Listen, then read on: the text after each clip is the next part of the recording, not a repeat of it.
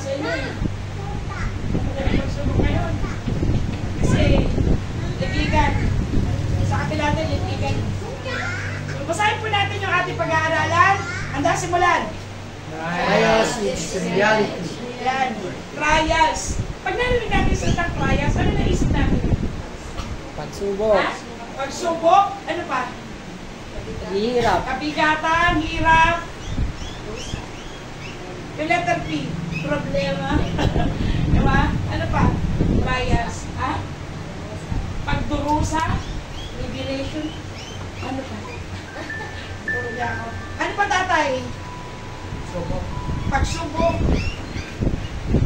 Madali o mahirap? Mahirap. Mahirap. Matagal, mabilis? Pabalik-balik o hindi? Sige. Depende. Pag-aralan natin. Bakit nga ba yung tingin natin sa ganito? Kasi kailangan mo maging totoo sa sarili mo. Amen? Ang hirap paglingkod sa Diyos na hindi umaamin sa ating kalagayan.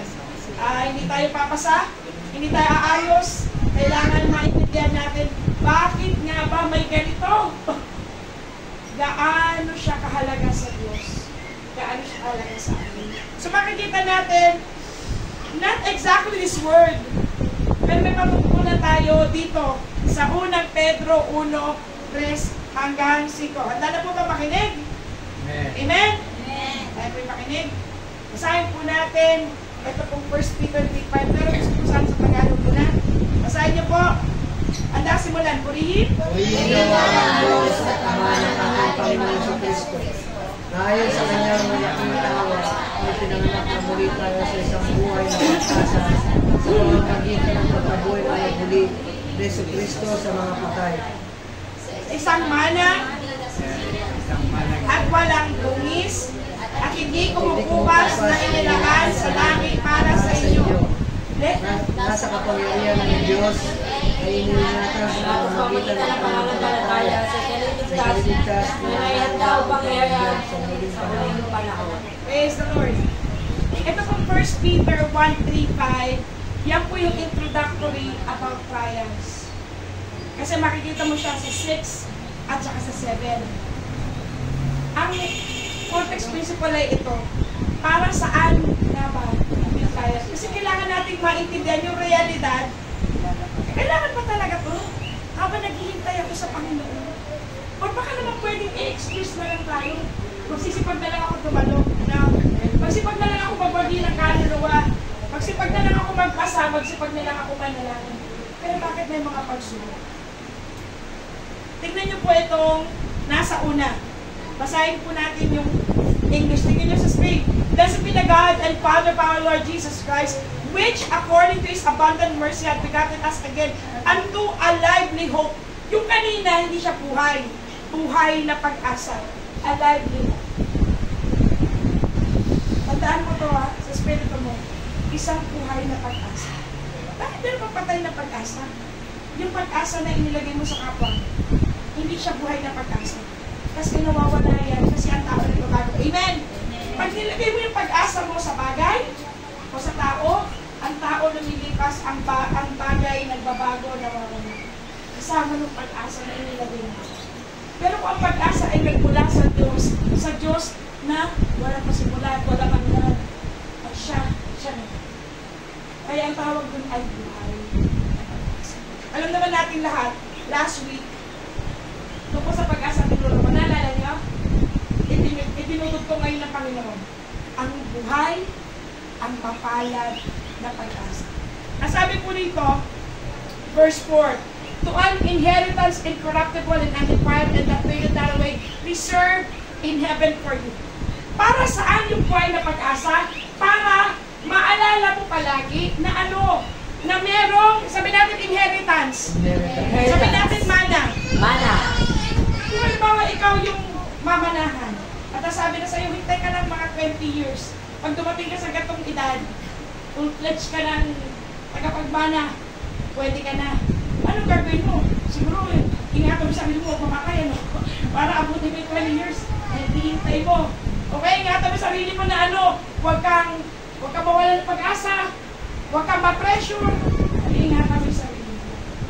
Ang buhay na pag-asa magpapanatili sa'yo sa isip mo ng maliwanag na meron po tayong mana. Minsan nasasabi ko to meron ka pang bahay, upa ka ba? Huwag kang mag-alala, doon sa langit walang upa. Amen? At doon hindi lang square meter. Pasukan, hektare. Kasi mansion. They won't use square meter. Kasi mansion.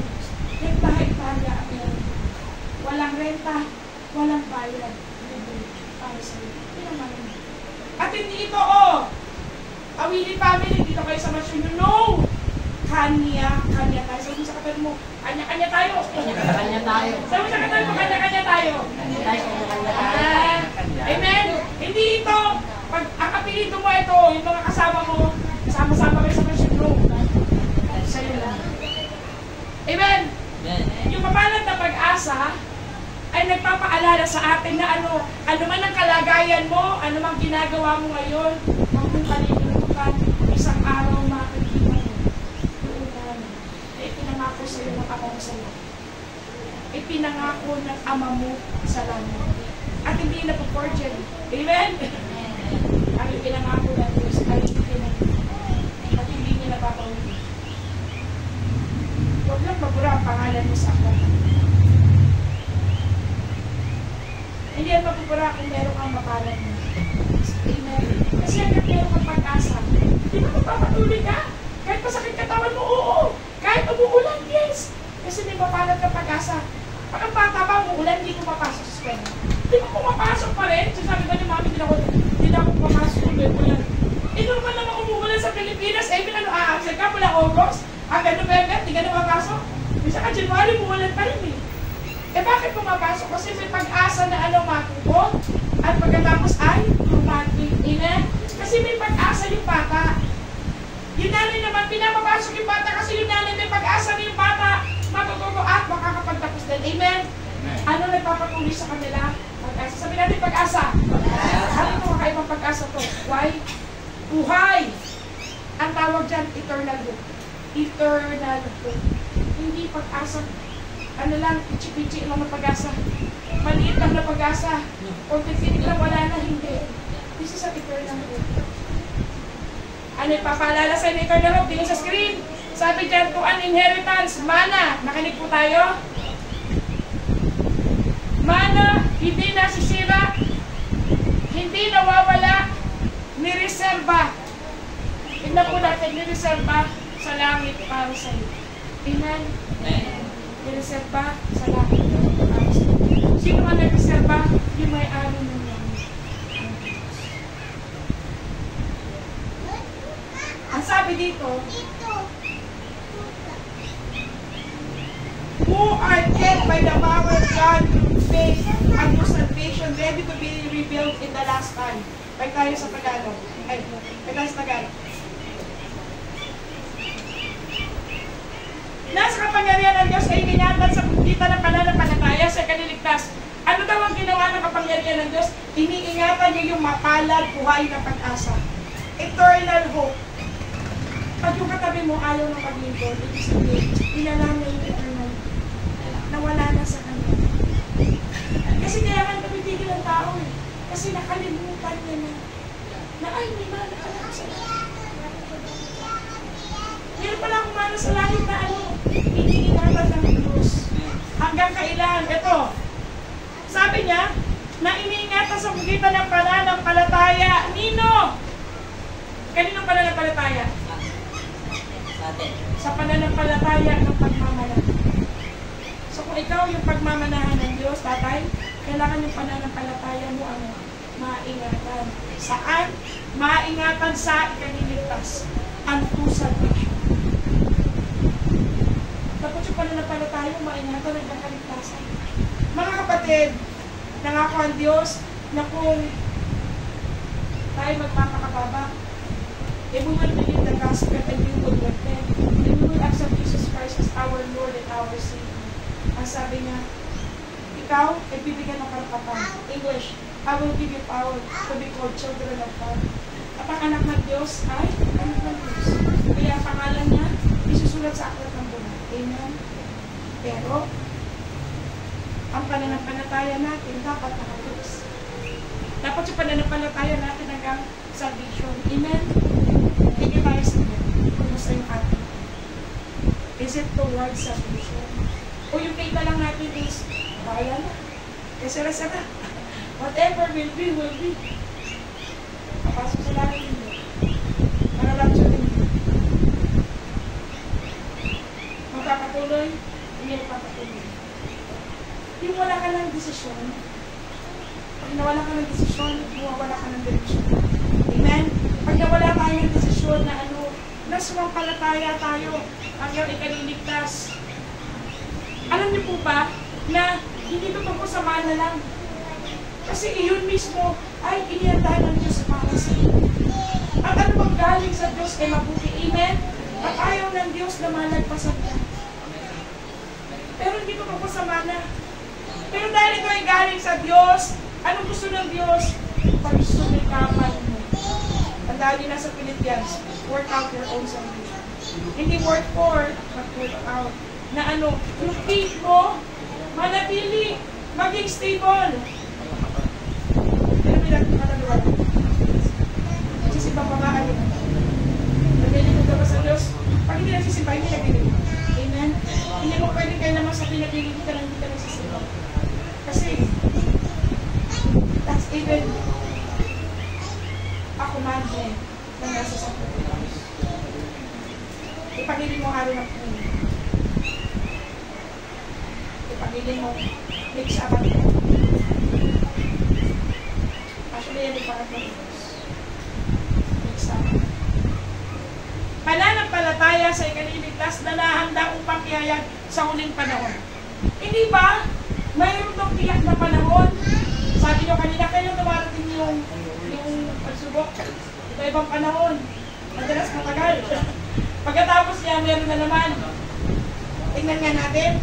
Tingnan natin dito sa verse. Kasi, marireveal lang daw yung may mana. Saan? Sa huling panahon. Ibig sabihin, kailangan yung pananampalataya mo, kaya kang ilagpas doon sa panahon ng alin. Tingnan natin yung verse 6. Kasi context principle ito eh. Sabi ng context principle, hindi siya lumalayo. Tingnan po kayo sa screen. Huwag po na mag-cellphone. Sabi po na dyan, 16:33, basahin niyo po yung Tagalog, ganda simula ng mga bagay.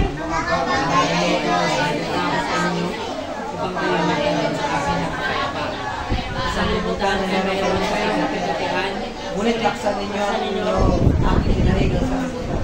Bago ko pakita yung verse 6, si Juan na malapit kay Pedro, pareho nilang alam at pareho silang pinagsalitaan ng Holy Spirit. Kasi sila nagsusunod lang, amen? Pero nagsasalita sa kanila, nakikipag-usap, nagbibigay ng inspiration ng Holy Spirit. Pareho silang sinabihan about trials, about tribulation, tungkol sa pagsubok, problema. Sabi nito, ni Juan, sa iyo at sa akin, habang ikaw ay nasa ibabaw ng lupa. Ibig sabihin naman po, ka. Amen! Ay, pinisip natin na matatapos na po. Oo naman. Kasi, ang season ay nagpapalala. Pero hindi ibig sabihin yan, ay, magpapahinga ka na. Doon ka magpapahinga. Pag umarap ka na sa laki ng luklupan, halik. Tapat at mabuting alitin. Pumasok ka sa ating pagkakas. Yun ang sa pagdurusa ng Diyos. Pero kasi na require sa ibabaw na lupa. Yun ang ako sa iyo ay hindi Diyos na kaaliwan. He is the God who comforts. Amen? Kaya lang kayo naman close kayo. Amen? Kailangan close kayo. Kailangan wala kayong alin. At kung lumalayo ka man, kailangan makabalik ka agad. Why? You and I badly need comfort sa lahat ng puso. Kasi kung hindi, makakalimutan kami mapalad na pag-asa, titigil ka, mawawala ka ng direksyon. Therefore, hindi ka aabot dito sa dulo. Kasi masabi, in the world, you shall have tribulation. Sa ibabaw na lupa, magkakaroon ka ng problema, pagsubok. Pero sabi ni Jesus, cheer up. Sabi mo sa katabi mo, cheer up. Cheer up. Sabi niya, cheer up, wala ka usap. Kung sabi mo katabi mo, hindi, sa akin ka nakatingin. Ulit, ulit nga, sabi mo sa katabi mo, cheer up. Okay. cheer up, yung dagdagan din yung cheer up. Kailan nagsasabi ng cheer up? Kapag? Kapag down. Ano yung tsura ng mukha? Si Mangot. Ano yung tsura ng mukha? Usap. Di mo Wala. Si Mangot, pusangot. Baka isa pangalot matinig ko ah. Ano yung tsura ng mukha? Malungkot. Typically malungkot. Pangis. Kahit hindi naman nakasimangot, nakapusangot. Pero malungkot siya. Dahil pag kami namin katotohanan, napapagod din tayo. Amen? Amen? Robot nga, kahit robot nasisira. Pag natuyan ng langis na mitigan, nagawal function. Gano'n pa tayo. Hindi ka na robot. Napapagod pero yung makalat na pag-asa ang magtuturo sa iyo para hanggang wakas. Amen? Hanggang wakas. Hanggang wakas. Kahit ano makita mo, yes. Kaya nga sabi ng Panginoon, cheer up. Cheer up. Kasi alam niya, hindi masarap sa pakiramdam. Pero pa sabi niya, cheer up, for I have overcome. Have you read? Sabi ko na 1 Corinthians 11. Imitate me as I imitate Christ. Ano meron kay Kristo? Nung pinitig niya yung cross, ang sabi niya, Hebrews chapter 12. Paano nang madala niya yun? Anong ginawa niya? He accepted joy. Kasi pag wala siyang joy, wala siyang strength. Pag wala siyang strength, hindi niya mabubuhat yung kasalanan na nakalagay niya sa cross. Ulitin ko. Hindi siya basta kapon. Hindi siya parte ng hindi siya basta dalawang pirasong kapon. Kung hindi, ang mabigat doon, si Jesus ay nalapatan ng kabayaran ng kasalanan which he never did. Kaya mabigat yung pasal niya. Kasi nakapasan din kasalanan ng buong mundo. Hindi kasalanan lang ng mga Israelita, kasalanan ng mga Pilipino, kasalanan ng mga Amerikano, kasalanan ng mga Egypt, kasalanan ng lahat. Sabi niya, he took up the cross, pero kinuha niya mo na yung joy. Imitate me. Ang sabi ng Diyos. Imitate me. Kayain mo natin si Jesus. Gusto mo umabot sa dulo? Gusto mo wag mawala yung mapalad na pag-asa? Yung buhay na pag-asa? Imitate Christ. Anong ginawa niya? In every trial, yung kanya nga sobrang laki. Lumagpas siya kasi dala-dala niya yung kanya. When you go to church, and you don't know, hindi malinaw sa'yo, anong ginagawa ko sa loob ng church. Hindi mo alam na kailangan mo makaligaya sa Panginoon para kapag-uwi mo ng bahay. Hindi ka lulugo-lugo. Amen? Kung hindi pupunta ka ng church, lulugo-lugo ka. Galing ka sa bahay mo. Galing ka sa problema. Galing ka sa mga bababait mo ka mag-anak. O galing ka sa mga trabaho na hirap sa kalooban o pag-aaral. Pero yung expect ng Diyos, pag nagaling mo sa presensya niya, ang dala-dala mo ay joy, which is strength. Amen! Ang dala-dala mo joy para magpatuloy ka. Why? Kaya nga napakalaga na you worship Him. Na naglilingkod ka sa Panginoon. Hindi tumatayo ka, aawit na ako hanggang matapos na yung nagpapakanta. Para umupo na kami. You miss the point. You will also miss the point. Amen. Ayaw ng Diyos yun. Dapat ayaw mo. Kailangan sa may enjoy. May enjoy. How? Communion. Communion with the Holy Spirit. Presence. Soaking in the presence of God. Now, sabi lang rito, dinaig ko ang sanlibutan. Jesus Christ is 100% man. Amen? Gaya ko. Kumakain siya, yes. Umiinom siya, yes. Nagdaramit siya, oo. Kailangan niya nabubuha ng ulunan, oo. Pero, sabi niya, I have overcome. Ibig sabihin ko sa kanya, posible na sa'yo. Kasi 100% man siya. And 100% man ka din. 100% tao din ako. Amen? Pero ito ang sabi niya, gusto mo maging overcomer? Cheer up, please. Tingnan lang kita dito. Tingnan mo muna. Kasi I want to cheer up. Cheer up. You want cheer up? Hallelujah. Praise the Lord. Pag yung kung ikaw may kasama ka sa bahay dito, at nakita mo gano'n, yun ang sasabihin mo, cheer up. Cheer up. At Tagalog niyan, ito, sabi niya, laksan nyo ang loob. Laksan mo yung loob mo. Ay, yung Tagalog niya, cheer up. Laksan mo yung loob mo. Amen? Laksan mo yung loob mo, kapatid. Oo. Pag nakita mo sa malungkot, yung mama mo sa Mama, laksan mo yung loob mo. Cheer up. Pag siya naman nakita mo malungkot. Okay, hindi naman pinta yung mukha. O, Ann, ano tawag sa kanya? Jane. Ann, laksan mo loob mo. Ano mo ka? Laksan mo yung loob mo.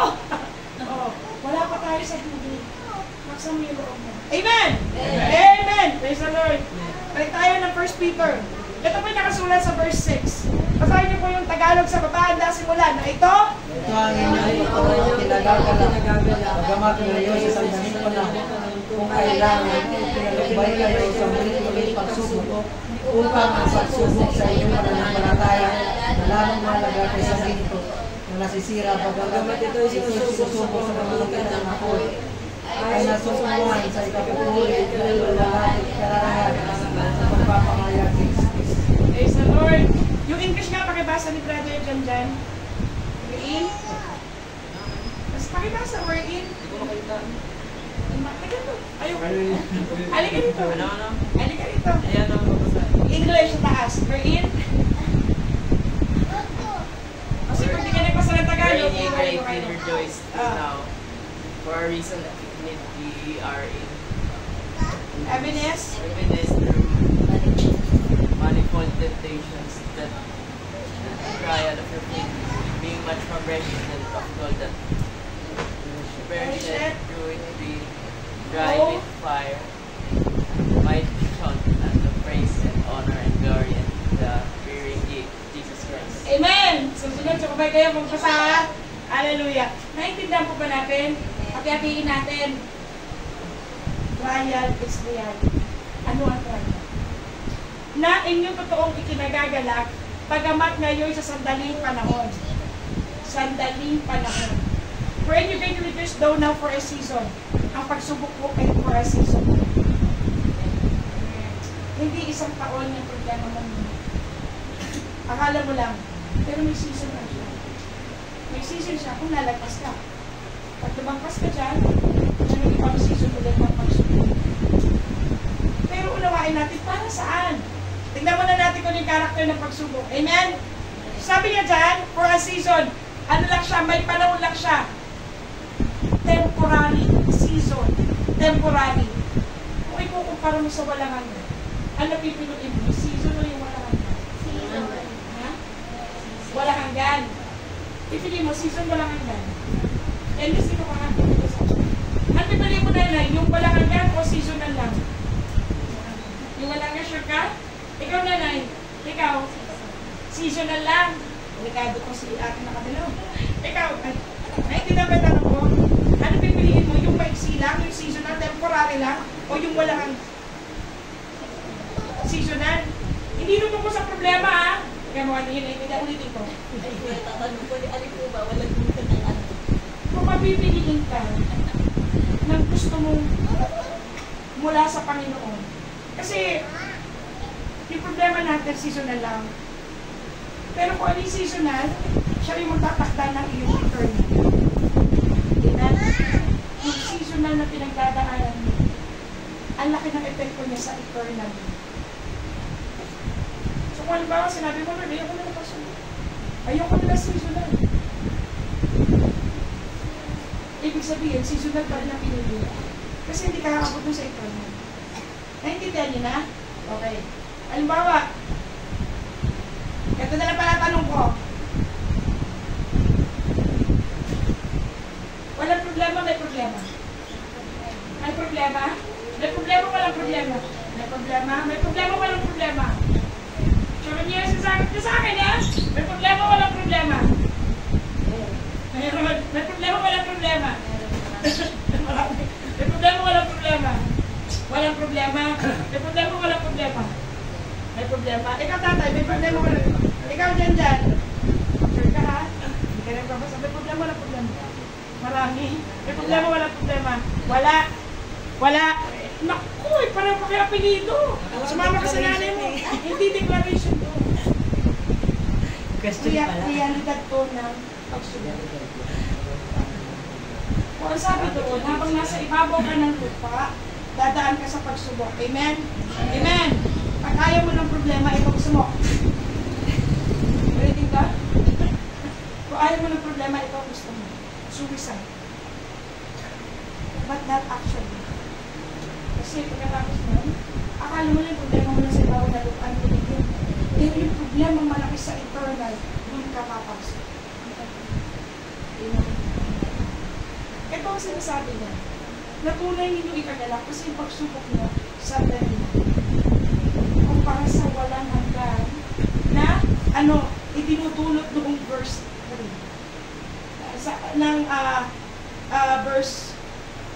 Verse 3. Mapalad, buhay na pag-asa. Kasi kung wala tayong pag-asa, hindi tayo lalagpas sa mga problema ito. Kasi isipin natin na huwag na lang maglingkod, daming problema. Huwag na magsimba, mamamasaya pa ako. Isa-isain ko o mag-ano na lang kami, mamasyal na lang kami mag-anak para masaya kami. Huwag na kami magsimba. Huwag na rin pag-fight, sa itera. Pag-jali ko na lang. It's always, it boils down to choices. Sa totoo lang, ang parang matalino, pipiliin niya yung problema. Sa sandaling panahon, may Bilisan. sipin mo itong papel. Paper towel. Seasonal. Yung problema mo, tutok lang. Perfect. Nag-watin ka, diba?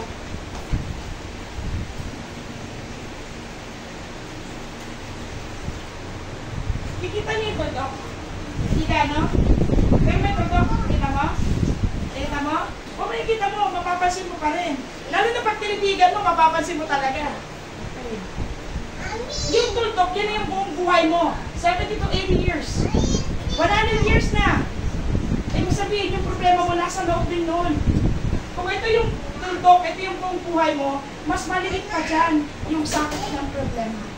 Amen? Ay, hindi naman araw-araw may problema. Araw-araw talaga may problema ka? As in? Hindi totoo yun. Ano araw-araw may problema ka? Hindi totoo yun. Kaya ka seasonal.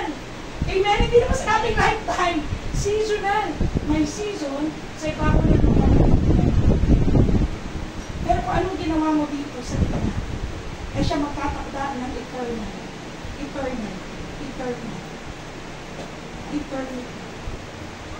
Hindi mo siya pwedeng ayawan. Ang kailangan mo lagpasan mo siya. Sabi mo sa katabi mo, huwag mong ayawan.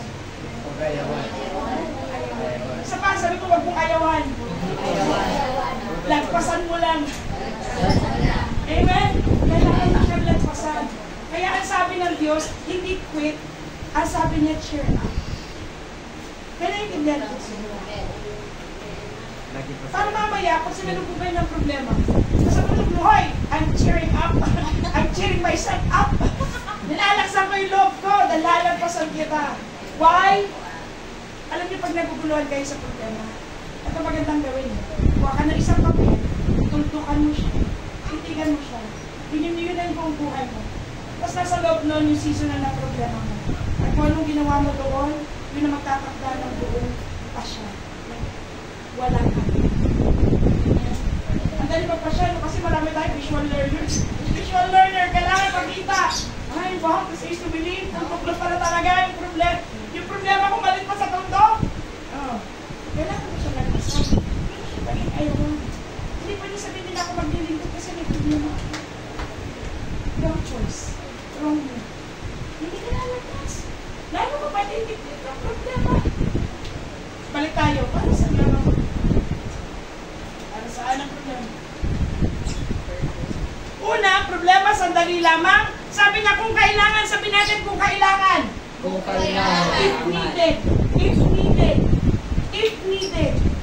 Kung kailangan lang. Para saan? Isabihin, pag kailangan na, hindi ka susubok, hindi ka papayagan ng Diyos na masubok na palagi kahit walang rason. Kung kailangan. Ngayon dito pumapasok yung pagkakasiwalaan ko pa yung Diyos na alam na lahat na nangyayari sa akin dito sa loob ng puso ko, sa loob ng utak ko, na alam na lahat. Kahit isa yung yung pinakamagandang gawin sa bago na lupa pagkatiwalaan siya. Amen? If needed. Doon sa if needed, ang nagpapasya niyan ang Diyos. Amen? Hindi ikaw. Ang Diyos ang magpapasya ng trials trials. Kailangan mo daw. Ngayon, ang sabi niya rito, ang pinalupay kayo sa mulit-muling pagsubok. Ye are in happiness though through manifold temptations. Manifold. Iba-iba. Meron ka bang problema sa spiritual? Meron ka bang problema sa katawan? Meron ka bang problema sa emosyon? Meron ka bang problema sa pag-iisip? Mental? Meron ka bang problema sa financial? Alin man doon? Sabi niya manifold. Iba-iba. Minsan, spiritual at saka physical. Minsan naman, financial lang. Minsan naman, mental lang. Minsan naman, emotional. Napakapalad ko lahat. Yung limang yan, Lord, meron ako noon lima. Meron problema sa spiritual, may problema ako sa physical, may problema ako mental, emotional, financial. So, iba-iba. Okay? Bingo. Bingo daw. Iba-iba. Alright? Una, seasonal. Sa daling panahon. Kapag kailangan lang at iba-iba. Ano ang trials? Para saan? Upang. Sabi natin upang. Upang. Isa pa upang. Upang. Pag sinabi ng upang, it is a cause and effect. Trials, yung cause, ang effect, itong sinasabi ng after ng word na upang. Why? Upang. Sabi niya, upang ang pagsubok sa inyong pananampalataya na lalong malaga kayo sa ginto na nasisira, pagamat ito'y sinusubok sa magitan ng apoy, ay masumpungan sa kapupulit ka nun wala ating kararaman sa pagpapakahayag ni Heso Kristo. Trials, ang effect niyan ay test of faith. Kasi sabi dyan, sinusubok ang pananampalataya. Saan nakalagay ang pananampalataya? Sa bulsa? Sa kamay? Sa bangko ba? Sa kapwa mo ba? Sa kasama mo sa bahay? Hindi. Ang pananampalataya nasa yung pagkatao mo. At yung pananampalataya mo dadalhin ko na saan ka. Amen? Hindi siya pwedeng dalhin ng asawa mo para sa'yo. Hindi siya pwedeng dalhin ng teacher mo para sa'yo. Hindi siya pwedeng dalhin ng employer mo para sa'yo. O ng anak mo para sa'yo. Kasi nakakabit siya sa'yo. Amen? Yung pananampalataya na nasa iyo, na nasa puso mo, yun ang purpose ng trial. To test the heart. Para i-test yung puso. Bakit? Kasi lumalabas sa bibig galing sa puso. Panginoon, pinapupurihan kita, pasasalamatan kita, paglilikuran kita, hindi kita iiwanan. Nasa mo sila wala na? Hindi kita iiwanan. Nasa mo sila wala na ulit? Kasi nagsasalita tayo. Ang salita galing sa bibig, galing sa puso. Nandudun din ang pananampalataya. Amen. Amen. God will put us. Kung totoo ang sinasabi natin. Why? Mas mabuti pa ngayon tayo igil ng Diyos. Amen. Tama ba? Mas mabuti ngayon tayo igil ng Diyos. Kaysa igil tayo doon. Sa judgment day. Sa judgment day wala nang awa. Judgment day ngayon. Wala na second chance. Doon na lang kayo. Kasi bago na lupa, meron pa. Amen? Pag dito ka din ng Diyos, pwede ka pang mag-pause at mag-isip. Mali talaga sa buhay. Kailangan ko ayusin. Kasi yung puso ko hindi pumapasa sa pagsubok. Pag nasusubok tayo, nagagalit sa Diyos. Pag nasusubok tayo, nagagalit sa asawa. Pag nasusubok tayo, nagagalit sa problema sa pera. Pag nasusubok tayo, nagagalit tayo sa sakit. Eh, sa pagaling ng pagsubok sa Diyos. Kung kailangan, sa daling panahon. Amen. Para sundin ang ating Diyos. Pero para saan?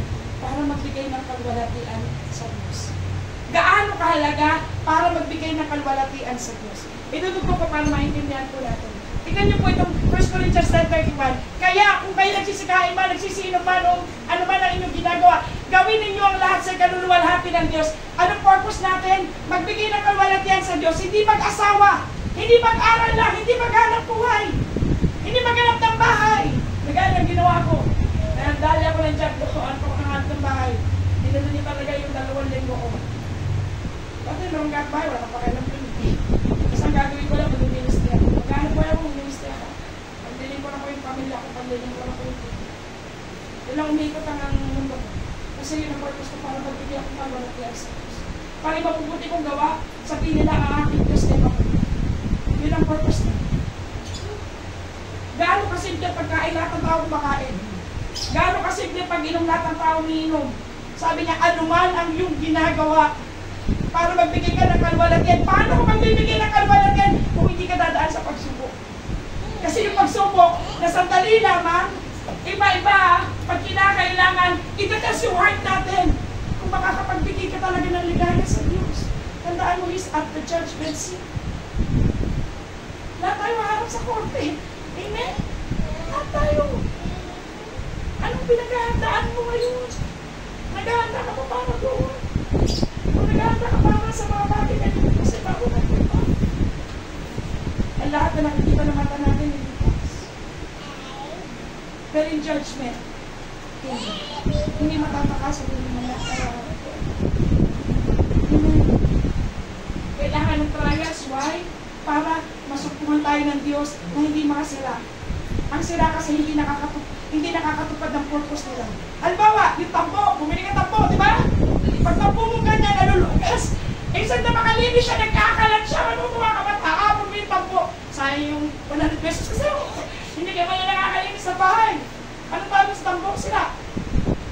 Hindi niya nagagawa yung purpose niya. Pag hindi tayo nakakapagbigay lugod sa Diyos, sira din tayo. Tayo nabubuhay ayon sa purpose natin. Amen? Paano tayo makakagawa ng purpose natin? Kailangan mo dumaan sa pagsubok. Kaya kung titingnan natin, anong purpose ng pagsubok? Para hindi ka ma-eliminate. Para hindi ka ma-disqualify. Para malag ka sa Diyos. Masasabihin sa iyo ay, hindi lumayas ka sa aking harapan. Masamang alipin. Para hindi yun ang marinig mo. You need to be tried habang nasa ibabaw na yun. Kasi kailangan makita mo yung kalagayan. Amen? Hindi ba kapag dumadaan sa pagsubok doon tayo nakikita yung kalagayan natin? Kung ayos ba talaga tayo? O semplang, gitna ka lang. Ano may gitna? So-so. Oh, hindi ka mainit, hindi ka rin malamig. Malahini nga. Dumadalo pero walang nararanasan. Dumadalo pero hindi nagbabago. Sabi nga ng Diyos, buti pang ganito ka o ganito ka. Kung ganito ka, nagpapakababa ka, may pag-asa ka pa maging ganito. Pero ito, study to be approved by God. 2 Timothy. Sabi niya, study. Kung meron ka pag-aaral, dapat ituloy mo. Kahit may edad ka, kundi pag-aralan mo paano ka magiging approved. Sabi niya kay Abraham, Abraham, tama na, enough! Approve ka na. Nakita ko, hindi mo ipagkakait. Hindi mo ko ipagpapalit kay Isaac na yung minamahal na anak. Amen? Nakita ko, di mo ko magpapalit sa asawa mo. Nakita ko, di mo ko magpapalit sa anak mo. Nakita ko. Enough. Approve ka. Now, kung hindi ka pumapasa, dadaan ka talaga sa iba-ibang pagsubok. Why? That is God's grace for you. Amen? Ang tawag dito, biyaya ng Diyos para ayusin ka habang nasa ibabaw ka ng lupa. Meron ba nakakakita ng mali ng kanyang sarili? Sabi sa ikaw pa sabihin mo, ay mali ka talaga. Napakaserton na makita natin yung mali natin. Napakaserton. Kaya lang din natin nakikita yung mali natin kapag pinapayagan natin yung Holy Spirit na kausapin tayo. Sapagkat ang dala-dala niya ay mawag kami. At hindi siya magtatakit, hindi kanya pagtatakpan. Nasabihin niya sa iyo ang totoong kalagayan. Para saan ang trials? Para i-test tayo ng Diyos. Tikman tayo ng Diyos. Hindi ka na. Akala mo lang hindi. Baka patigil, ano pala? Akala mo lang, okay ka lang. Akala mo, okay ka pa. Ano ka na pala sa dulo ng isip? Oh, isang pitik na lang, wala na. Hindi tayo. Kaya na iba. Okay tayo. Hindi nakaabot. Wala para tayo sa dulo eh. Tandaan natin, ang pagsubok ay seasonal. Ang pagsubok pag kinakailangan natin. Ang pagsubok ay iba-iba. Ang pagsubok para ites ang puso para mabigyan natin ang kalukuran ang Diyos. Bakit nga ba kailangan mabigyan lugod ang Diyos? Kailangan natin mabigyan lugod ang Diyos kasi bago pumunta niya sa Diyos. Basahin niyo ito nasa Daniel. Si Daniel ay isang propeta at si Daniel ay isa sa pinagpakitaan ng Diyos ng end times. Judgment seat of Christ. At ito daw ang mangyayari. Basahin niyo yung Tagalog. Ganda simula. At marami sa kanila ay nakatulog sa sa alabok ng lupa. Lord, Bagay sa walang hanggang buhay, malakay sa kahihiyan at sa walang hanggang pagpapaalam. Praise the Lord. Basahin niyo nga po yung English. Many of them that save in the dust of the earth shall obey. Some to everlasting life, and some to shame and everlasting death. Okay. May dalawang eternal lang. Dalawang eternity. Yung isa ang tawag ay eternal. Yung isa ay shame and eternal contempt. Eternal contempt plus shame. Kahihiyan. Para saan ang trials? Para lumagpas ka doon sa kahihiyan. Ang trials ay para lumagpas ka na hindi ka masama doon sa magsisibangon at ang makikita nila ay kahihiyan. Patunayan ng salita ng Diyos? Yes. Tingnan mo.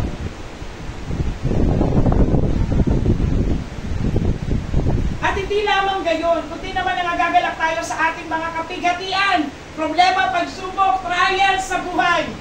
Na nalalamang ang kapigatian ay gumagawa ng, sabi natin, katsagaan. tiyagaan. Ang ina naman, katsagaan. Tiyagaan. At ang katsagaan ay pagpapatunay, sabi natin, pagpapatunay. Pagpapatunay. At ang pagpapatunay ng pag-asa, sabi natin, pag-asa. Pag-asa. At ang pag-asa ay hindi humihiya. Sapagkat ang pag-ibig ng Diyos ay nabubuo sa ating mga puso pagitan ng Espiritu Santo na ibinigay sa atin. Tingnan yung English. And not only so, but the glory in tribulations also. Para saan ang trials? Para mabigyan ng kaluguran ang Diyos. Paano mapapahiya ang Diyos na pag nasama ka sa eternal shame, eternal contempt? Mapapahiya ang Diyos. Hindi glory. Ayaw ng Diyos. Kasi minahal kayo. Amen. Nagpapako siya sa mas para sa iyo. Kasi hindi mo matatapos ito. Kasi hindi mo na naiintindihan. Nalaman yung ginagawa na para sa iyo. All for your own benefit. All for your own benefit. Kaya lang, mahirap talaga maintindihan kapag seldom na makipag-usap ka sa Diyos. Pag seldom magpapag ka sa presensya ng Espiritu Santo. Pag seldom basahin mo yung salita niya. Pag seldom na manalangin ka. Hindi mo siya gano'ng maintindihan, why? Because He is God and we are people.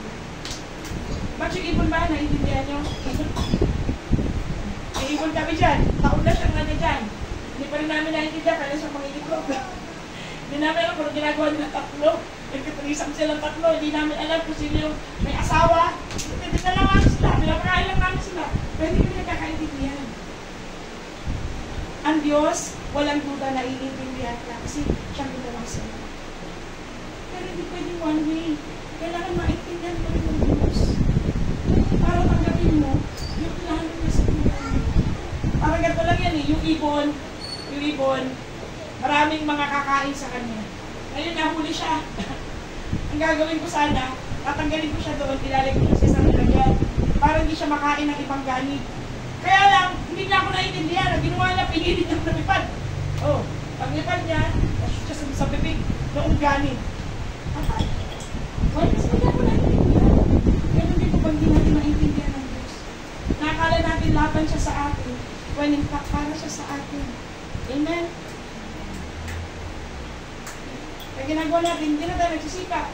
Inaya na lang natin yan, pagpas yung problema. Lalagpas ka rin, bahala ka dyan. Hindi natin nakikita na kailangan natin mag-aral. Amen? Na ito pala problema nito. Hindi yung pinadaan lang kasi. Kaya yan yung daanan eh. Diyan talaga siya dadaan. Diyan ka rin dadaan. Magkikita kayo. Hindi. Tandaan niyo yung sabi ng Biblia. 1 Peter 1:6. Kung kailangan. Kapag kailangan. Ang problema ba tungkol sa pera? Kung kailangan kasi itasulpin, itasin yung puso mo. Kung meron kong pag-ibig sa sarili, kung mas mahal mo ang Diyos. Kailangan ngayong ka masubo. Amen? Kailangan ngayong ka masubo. Kailangan ngayong mahayag ka sa Diyos para ayusin ka niya. Hindi pwede sa judgment seat of God.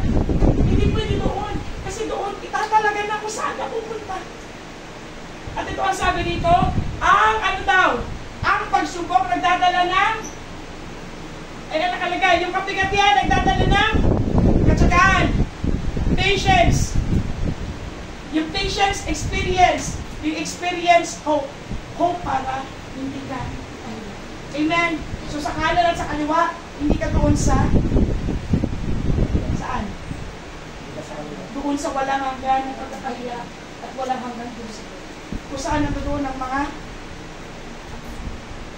kambing. Aba, kambing pa rin, church, yes. Siguro church, yes. Kasi sabi ng Biblia, merong mga lobo nasa loob ng kawan, pero sila yung lobo, nakadamit po pa. So, meron din ang kambing. Pumapasok din siya kung nasa ng kawan. Pero mahayag yun kasi walang nalilingid sa Diyos. Amen? Walang nalilingid sa Diyos. Balik tayo. Kung ang ginagawa pala ng Diyos sa buhay mo, para hindi tayo umagsak, para hindi tayo mapunta doon sa kahihiyan.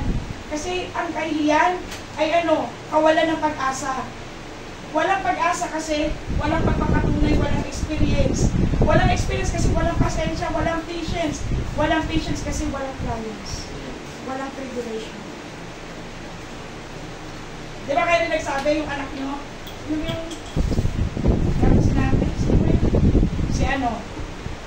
Si pinapagulpuan sa akin. Yung anak niya, bata pa lang, may kaya sila ha, pero sanay sa gawain bahay. Why? Kasi gusto niya matutunan yung mga bata sa gawain bahay. Hindi dahil kaya nila mag-afford na katulong. So, dada din ang mga anak mo. Ganon din tayo. Kapag hindi natin nakita yung purpose ng magulang natin, yung Diyos, pag hindi natin nakita yung purpose na sa atin, ayawan na natin yung problema. Tama? Ang naintindihan ko lang, naintindihan tayo ng Diyos.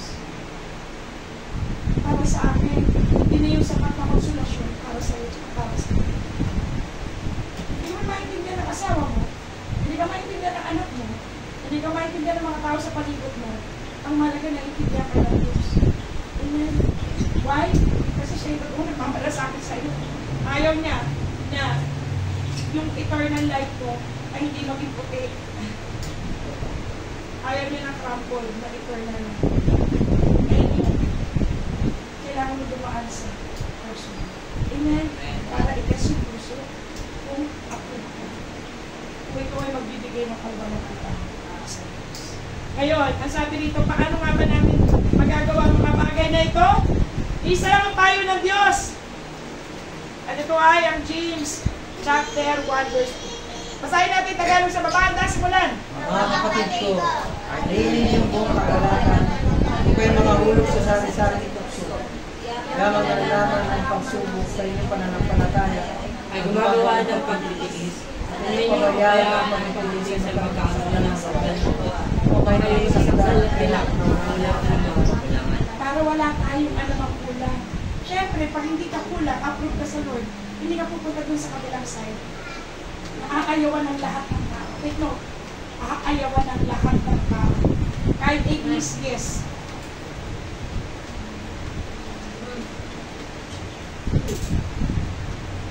Bakit tayo nagtsatsaga sa mga pagsubok, sa mga problema?